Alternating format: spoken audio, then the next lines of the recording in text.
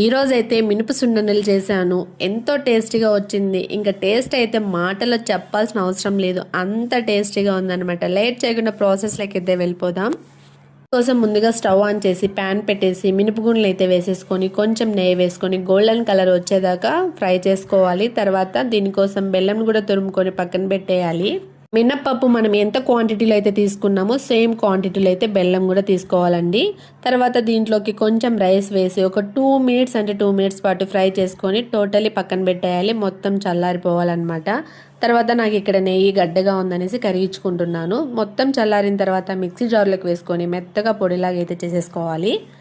చేత్తో పట్టుకొని ఇలా చూసామనుకో మనకి పిండి ఎలా ఉంది అనేది మనకి తెలిసిపోతుంది. తర్వాత తురిమి పెట్టుకున్న బెల్లం కూడా ఇందులోకి వేసేసుకొని ఫ్లేవర్ కోసం 2 లేదా 3 ఇలాచీని వేసుకొని మెత్తగా గ్రైండ్ చేసేసుకోవాలి. గ్రైండ్ చేసుకున్న పిండిని ఒక వెడల్పుటి ప్లేట్ తీసుకొని అందులోకి అయితే టర్న్ చేసుకొని మధ్యలో అయితే మనం వేడి చేసి పెట్టుకున్న నెయ్యిని ఇలా వేసేసుకొని మొత్తం పిండిని అయితే కలుపుకునేయాలి.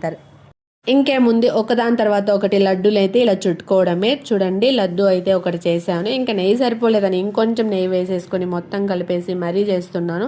ఇంకా ఒకదాని తర్వాత ఒకటి ఇలా లడ్డూలా చుట్టుకొని తిన్నామనుకో ఇదైతే 1 వీక్ వరకు అయితే స్టోర్ చేసుకోవచ్చు. ఎంతో టేస్టీగా వచ్చిందనమాట, నిజం చెప్తున్నా.